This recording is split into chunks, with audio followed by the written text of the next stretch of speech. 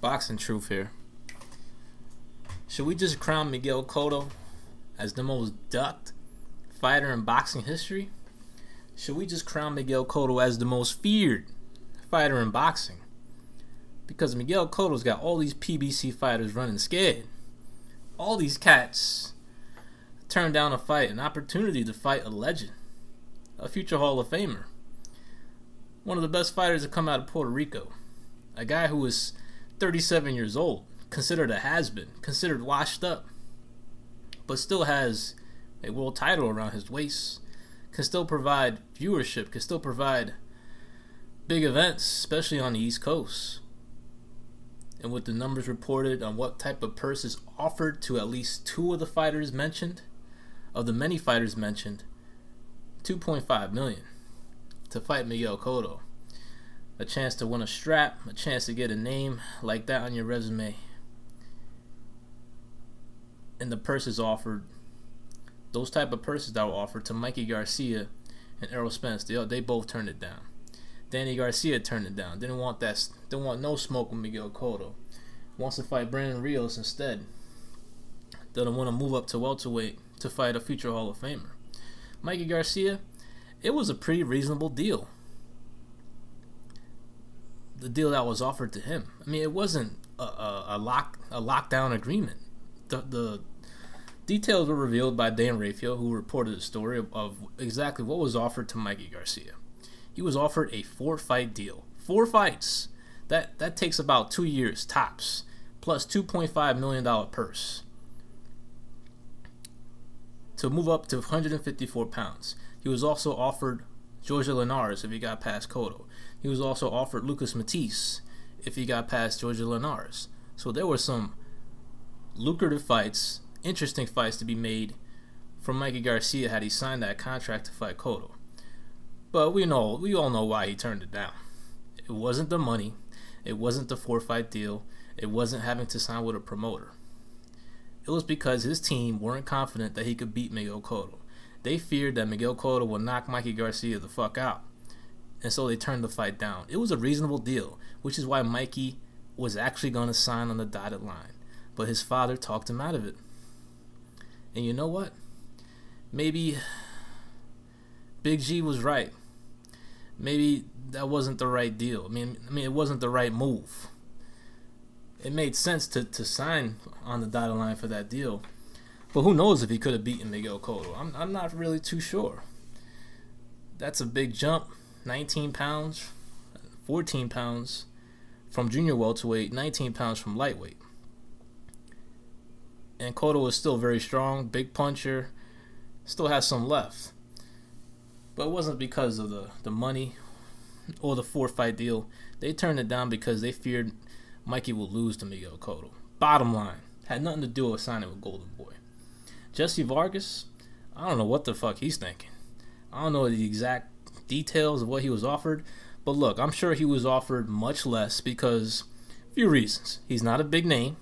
His stock is not as high as Mikey Garcia or Errol Spence or even Danny Garcia's. He's not a champion, and he's coming off a loss, and he doesn't have that market value. I mean, his fight with Pacquiao did nothing. 250K buys.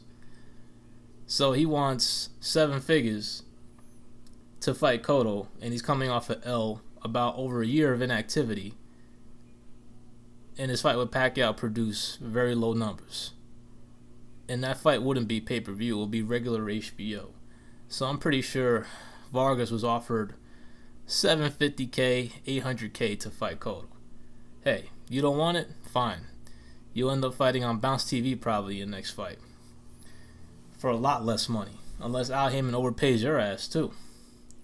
So Jesse Vargas turned it down. Danny Garcia turned it down. I'll get to Errol Spence in another video. But man, Miguel Cotto just got all these PBC fighters running scared. Lamont Peterson was also considered. So it's not fighters turning down a Golden Boy contract. It's PBC fighters turning down a chance to fight Miguel Cotto. And I'm not even sure all those guys were offered multi-fight deals. I don't think Jesse Vargas was. doubt Lamont Peterson was. Maybe. But I'm pretty sure Golden Boy was confident Cotto would beat those guys. But when it came to Errol Spence and Mikey Garcia, those guys are worth having some options on, you know. Lock them down for a couple of fights, make a little money. But hey, they turned it down. And Miguel Cotto, you got to crown him as the most feared, the most ducked fighter in boxing today. Handful of guys ducked him. And one of the guys had a reasonable deal. Mikey Garcia did. Wow. And Miguel Cotto was going to fight those guys. He was going to fight a young lion. He's fighting a young guy in Saddam Ali.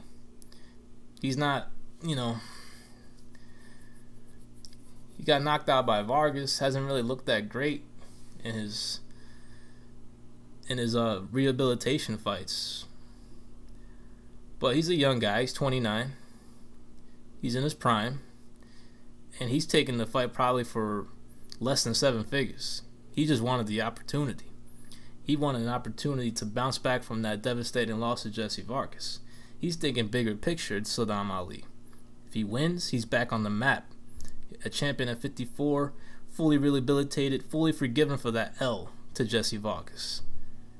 And he's probably doing it for less than 7 figures. Because that's what he's worth for this fight. Sometimes you got to take less in order to make more. You got to win the big fight. And then bigger paydays will arrive. But Mikey Garcia, Errol Spence, those guys got very good offers on the table. But hey, Al Heyman's willing to overpay those guys